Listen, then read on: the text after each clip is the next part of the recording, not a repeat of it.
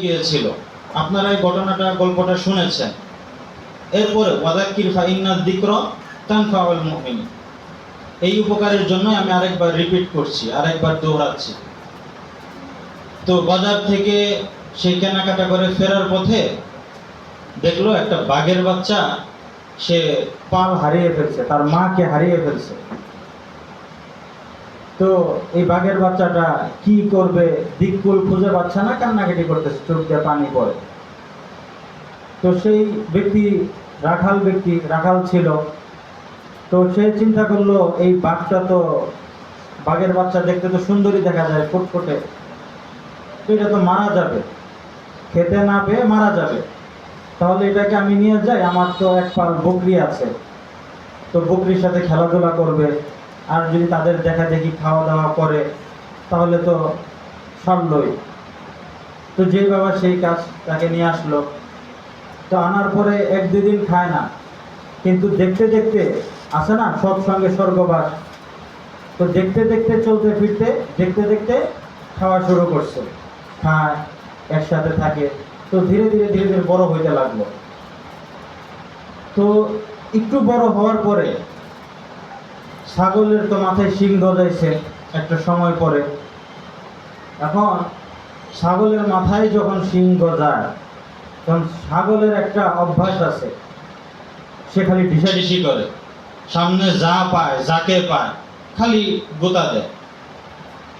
কারণ এই বাঘের বাচ্চারেও গোতা দেয়, আর বাঘের বাচ্চা শুধু কান্দে, গোতা খায় আর কান্দে, আর আল্লাহর কাছে দোয়া করে, আল্লাহ তুমি ওরে কত সুন্দর শিং দিছো দুইটা, আমারেও দাও। দুদিন পরে দোয়া পরিবর্তন করলো, আল্লাহ দুইটা না দাও, অন্তত একটা দাও, এই মায়ের তো আর সহ্য হয় না। তো এই দৃশ্যটা বড় বাঘ একদিন অনেক দূর থেকে দেখছে। দেখার পরে সে ভাবলো যে আরে এটা তো আমার জাতির দুর্নাম হয়ে যাচ্ছে, এটা তো এইভাবে থাকতে দেওয়া যায় না। তো দূর থেকে একটা হুঙ্কার দিছে ছাগলকে লক্ষ্য করে, যারা গুতাগুতি করতেছে, ঢিসাঢিসি করতেছে, মারতেছে। তো এই বাঘের গর্জন শুনে, আওয়াজ শুনে ছাগলের বকরির পাল দৌড় দিছে, ভাগতেছে।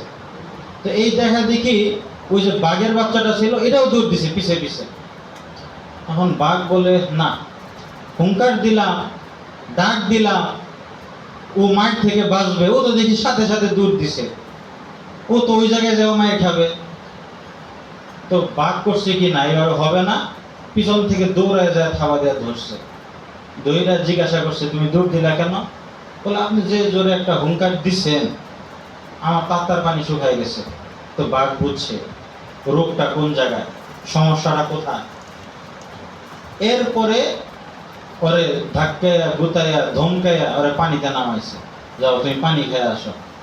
অত চমকায় খেয়ে অভ্যাস, পুকুরে তো আর পানি খায় নাই, নামতে চায় না, ধমকায় খাবারের ভয় দেখাই ওরে নামাইছে। তো পানিতে যখন নামছে, নিজের চেহারা দেখছে, এখন ওর হুঁশ হইছে, যারে আমি তো ছাগলের জাত না, আমি তো বাঘের জাত। আমি যদি তাহাজ্জুদ করে 100 বছর হায়াত পাই আর দোয়া করি, আমার মাথায় তো শিং গজাবে না। তাহলে আমার উপায় কি? আমার তো শিঙে শক্তি না, আমার শক্তি হচ্ছে হুঙ্কারের মধ্যে, আমার শক্তি হচ্ছে থাবার মধ্যে। এখন সে যখন পানি খেয়ে আসতেছে, কারণ ওর হাঁটার ধরনটাই চেঞ্জ, পরিবর্তন, কারণ ও হাঁটে, ওর বুক ফুলে গেছে। কারণ বাঘ জিজ্ঞাসা করে, কিরে তোর তুই হাঁটার ধরনই পরিবর্তন, উস্তাদ আপনি যেটা চাইছেন ওটা হয়েছে কি? কয় না, আমি নিজে চিনছি। ওই কি চিনছস? না উস্তাদ আমি চিনছি, আমি আসলে ছাগলের জাত না, আমরা বাঘের জাত।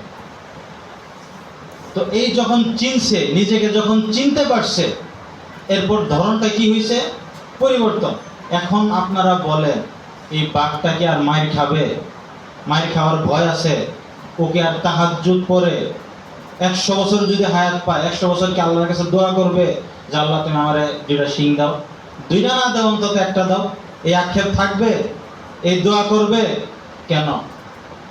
সে নিজেকে চিনছে, চেনার আগে 10 জনের মায়ের খাইছে, আর যখন সে চিনছে, এখন আর মায়ের খাওয়ার কি নাই? ভয় নাই। এখন আমি বলতে চাই, এই যে আমরা যারা এখানে বসে আছি,